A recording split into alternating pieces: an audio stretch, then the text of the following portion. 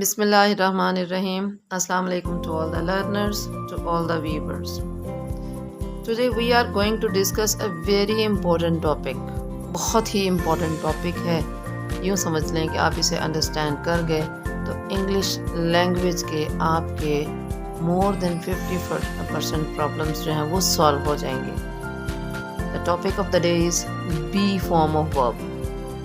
होता है ना हमारे सेंटेंसेस में MCQs वगैरह में हमें कहा गया होता है, प्रैक्टिस दी गई होती है, एग्ज़ाम में पूछा गया होता है कि बी फॉर्म यूज़ करें.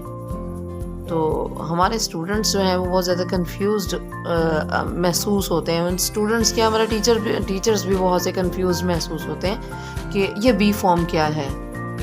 तो ज़्यादातर कॉन्सेप्ट हमारे पास क्या है कि is am are was were लगाना है. Some time has have had भी चले जाते हैं. सो याद रखिएगा हैज़ हैव हैड का बी के साथ कोई ताल्लुक नहीं है.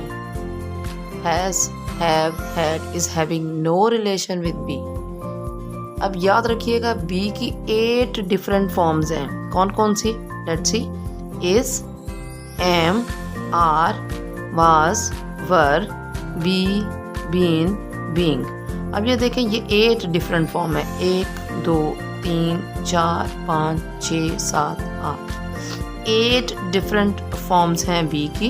जब भी पूछा जाएगा बी के बारे में तो इनमें से कोई एक फॉर्म वहाँ पर आनी है. तो सेकंड क्वेश्चन जो हमारे माइंड में आता है कि whether they are acting as auxiliary verb और मेन वर्ब. बी तो होगा सेंटेंस में, तो इसका रोल क्या होगा? क्या ये ऑक्सिलरी वर्ब कह लें या हेल्पिंग वर्ब के तौर पे यूज़ होगा या मेन वर्ब के तौर पे? Let's see some of the examples. The very first example is I am a teacher. और इसी सेम बी फॉर्म के साथ we are having another sentence that is I am teaching you English. यहाँ भी देखिएगा am यूज़ किया गया है और यहाँ पर भी बी की कौन सी फॉर्म यूज़ की गई है? am. ठीक है, जो हमारा फर्स्ट सेंटेंस है उसको एनालाइज करते हैं हम. I am a teacher. यहाँ देखें am है हमारे पास बी फॉर्म के तौर पे, हमने यूज़ कर लिया इसको. Is it having another verb form? कोई और वर्ब फॉर्म है इस सेंटेंस में? हमें कुछ और वर्ब फॉर्म नज़र नहीं आती है. इट मीन्स कि यही हमारी मेन वर्ब फॉर्म है. सो ये मेन वर्ब फॉर्म के तौर पे भी एक्ट कर रही है यहाँ पे. और आप ये देखें कि अगर इसके बाद जैसे सपोज अब हम एम ले लेते हैं. एम के बाद अगर कोई नाउन हो या एडजेक्टिव हो और वो लिंक कर रहा हो सब्जेक्ट के साथ, तो तब हम क्या करते हैं, इसे हम क्या कहेंगे? ये लिंकिंग वर्ब भी होगा. ठीक है, इस सेंटेंस में ये लिंकिंग वर्ब भी है, मेन वर्ब भी है. So don't be confused, make it clear to you. Second example is I am teaching you English. कोई और वर्ब फॉर्म है इसमें? Yes, teaching. टीचिंग क्या है? यहाँ पर हमारा मेन वर्ब है. जब हमारे पास मेन वर्ब हो इट मीन्स बी की जो भी फॉर्म हम यूज़ कर रहे हैं it is acting as auxiliary verb और हेल्पिंग वर्ब. हेल्पिंग वर्ब कह लें आप इसको, ऑक्सिलरी वर्ब कह लें, having the same meaning, no difference. Clear? Now come to the next example जहाँ हमने एक और बी फॉर्म यूज़ की हुई है. He has been ambitious in his life. ठीक है, वो अपनी ज़िंदगी में बहुत ज़्यादा बामकसद पुरजोश रहा है. Having some aim, certain aim with him. ठीक है, और सेकेंड एग्जाम्पल इसी की देखें. He has been taken to the hospital. और थर्ड एग्जाम्पल इसकी है he has been doing well. यहाँ देखें, यहाँ हमने बी की कौन सी फॉर्म यूज़ की है? बीन. ठीक है, आप तीनों में देखें कि थोड़ा सा स्ट्रक्चर जो है how they are varying from each other, किस तरह से एक दूसरे से डिफरेंट है. ठीक है, बीन के बाद देखें क्या है? एम्बिशियस एडजेक्टिव है हमारा.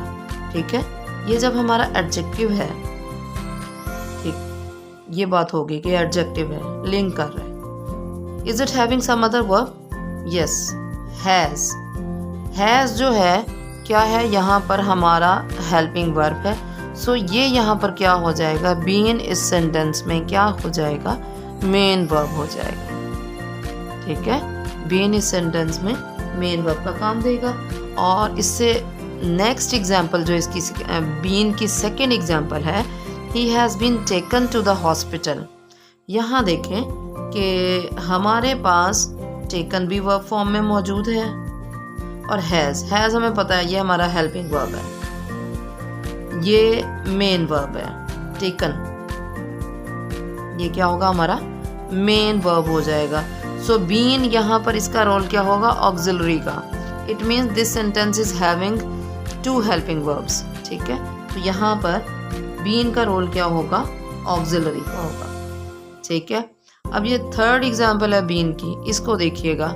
ही हैज़ बीन डूइंग वेल, तो इसमें बीन क्या है, बीन के बाद आप ये देखिए मेन वर्ब मौजूद है हमारे पास, डूइंग वर्ब फॉर्म है। ठीक है, ING वाली फॉर्म, ये हमारा क्या है, मेन वर्ब। तो यहाँ भी हैज़ मौजूद है ई के साथ, हैज़ ये क्या है, हमारा हेल्पिंग वर्ब है। ठीक है, और बीन भी यहाँ पर हमारा हेल्पिंग है, ऑक्सिलरी है, तो हैविंग नो डिफरेंस। ठीक है, इसमें भी क्या है, हमारे पास 2 हेल्पिंग वर्ब है। अब नेक्स्ट सेंटेंस आप देखिएगा, ही विल बी प्रेजेंट। ठीक है, बी यहाँ पर हमारा क्या है, बी फॉर्म है जो हमने सेलेक्ट किया कि यहाँ पर हमारे कौन सी फॉर्म आएगी, बी। ठीक है, और नेक्स्ट एग्जाम्पल देखिए, दोनों में डिफरेंस करेंगे, दोनों को डिफरेंशिएट करेंगे एक दूसरे से। He will be learning the lesson, he will be present. अब ये देखें प्रेजेंट क्या है, एडजेक्टिव है। ठीक है, अब विल क्या है, हमारा हेल्पिंग वर्ब है। सो यहाँ पर बी का रोल क्या होगा, मेन वर्ब। ये हमारा क्या है, मेन वर्ब होगा। सो जो सेकेंड एग्जाम्पल है इसकी, he will be learning the lesson, तो इसमें क्या है, हमारे पास हेल्पिंग वर्ब ऑलरेडी मौजूद है, हेल्पिंग वर्ब भी है। और आप ये देखें लर्निंग, इसकी शक्ल में हमारे पास क्या मौजूद है, मेन वर्ब। ठीक है, ये है हमारा मेन वर्ब। सो बी जो है वो हमारा ऑक्सिलरी है यहाँ पर। So now it should be clear to all of you that B is having 8 different forms: is, am, are, was, were, be, been, being। और ये auxiliary verb helping verb के तौर पे भी यूज होता है और main verb के तौर पे भी यूज होता है। Hope so all the things are very clear to you. Keep on practicing. Video अच्छी लगे तो लाइक और शेयर ज़रूर करिएगा। Have a nice day. Thank you so much.